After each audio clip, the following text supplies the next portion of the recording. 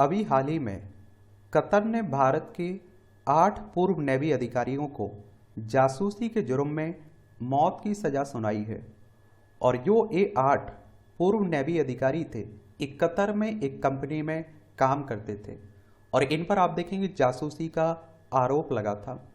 तो आज हम लोग भारत और कतर के जो संबंध हैं उन पर भी बात करेंगे, लेकिन उससे पहले आप लोग एक बार मैप पर चलिए, भारत और कतर की स्थिति देख लीजिए।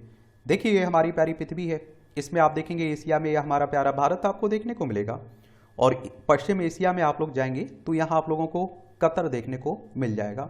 इसकी राजधानी आप लोगों को दोहा देखने को मिलेगी।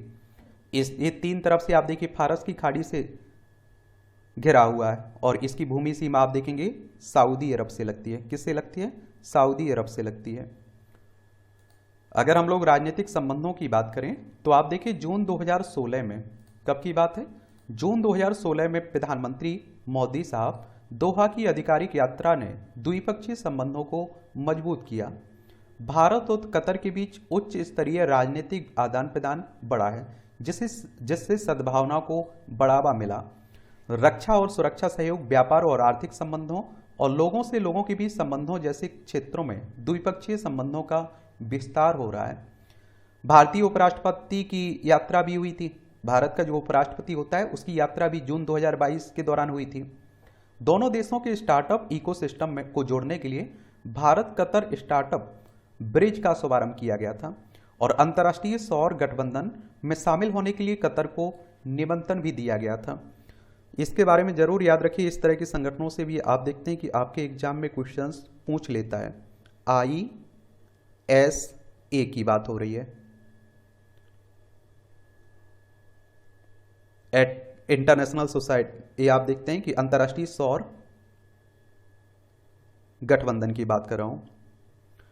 इंटरनेशनल सोलर अलायंस के बारे में आप लोग सुने हैं? इसकी स्थापना आप देखेंगे 30 नवंबर 2015 में हुई थी और भारत और कतर के व्यापार मंडलों के बीच एक संयुक्त व्यापार परिषद की स्थापना की गई है और व्यवसायों का मार्गदर्शन करने और अवसरों का पता लगाने के लिए इन्वेस्ट इंडिया और कतर इन्वेस्टमेंट प्रोमोशन एजेंसी के बीच सहयोग भी किया जा रहा है। बहुपक्षीय मंचों पर सहयोग देखें तो अंतर संसदीय संघ और एशियाई संसदीय सभा जैसे बहुपक्षीय मंचों पर भारत और कतर के बीच सहयोग बढ़ाने पर जोर भी दिया जा रहा है। व्यापार और निवेश की अगर हम लोग बात करें इसमें, तो कतर भारत को LNG का एक महत्वपूर्ण आपूर्ति करता है, जो भारत के वैश्विक LNG का आयात का 65% से अधिक हिस्सा है। आयात का मतलब होता है, देखिए हम लोग कुछ खरीद रहे हैं, निर्यात का मतलब होता है कुछ बेच रहे हैं।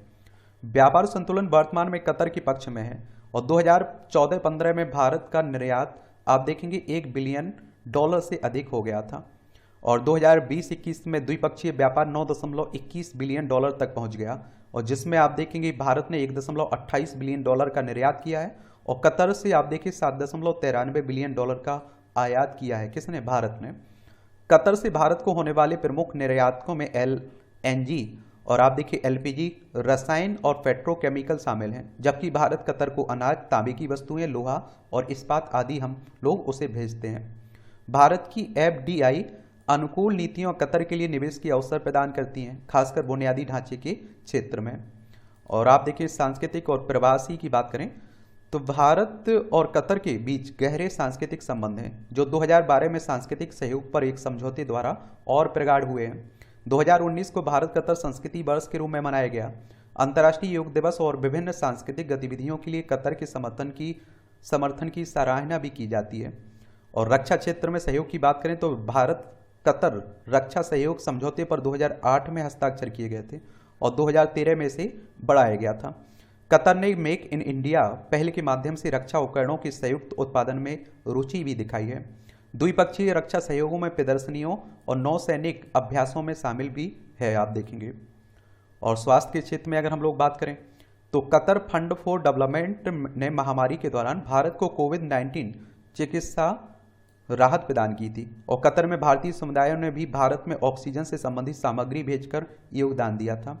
शिक्षा की क्षेत्र की बात करें तो कतर CBSE पाठ्यक्रम की पेशकश करने वाले 14 भारतीय स्कूलों की मेजबानी करता है, जो आप देखेंगे 30,000 से कितना 30,000 से अधिक छात्रों को सेवा प्रदान करते हैं।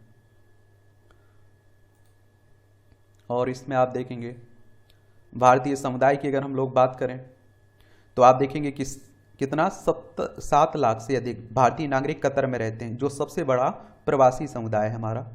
और वे विभिन्न व्यवसायों में संलग्न हैं और कतर की अर्थव्यवस्था में महत्वपूर्ण योगदान भी देते हैं। भारतीय समुदाय हितैषी फोरम भारतीय दूतावास के तत्वाधान में संचालित होता है। भारतीय प्रवासी समुदाय ने भारत को भेजी जाने वाली धनराशि लगभग $750 मिलियन प्रति वर्ष है। यानी कि आप देखिए कतर में रहकर जो भारतीय कमाएंगे उसे भारत में भी तो भेजेंगे, तो उसी की बात हो रही है कि $750 मिलियन हर साल भेजते हैं वहाँ से भारत में। तो ये एक सामान्य संबंध है भारत और कतर के बीच।